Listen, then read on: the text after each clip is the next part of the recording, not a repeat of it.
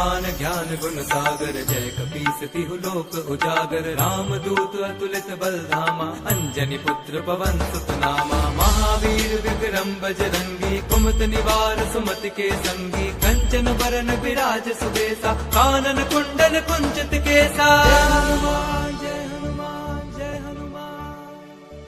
हाथ वज्र और ध्वजा विराजे, कांधे मूंज जनेऊ साजे। शंकर सुवन केसरी नंदन, तेज प्रताप महाजगबंदन। विद्यावान गुणी अति चातुर, राम काज करिबे को आतुर। प्रभु चरित सुनिबे को रसिया, राम लखन सीता मन बसिया।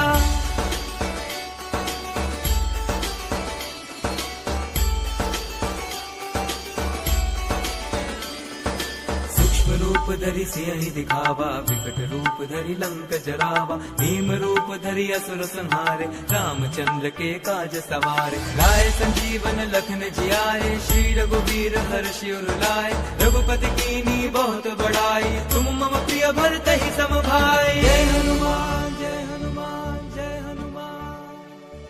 सहस बदन तुम रोजस गावे, अस कहि श्रीपति कंठ लगावे। संकादिक ब्रह्मादि मुनीसा, नारद सारद सहित अहिसा। ब्रह्म कुबेर दिगपाल जहाते, कवि कोविद कहि सके कहाते। तुम उपकार सुग्रीवहि कीन्हा, राम मिलाए राजपद दीन्हा।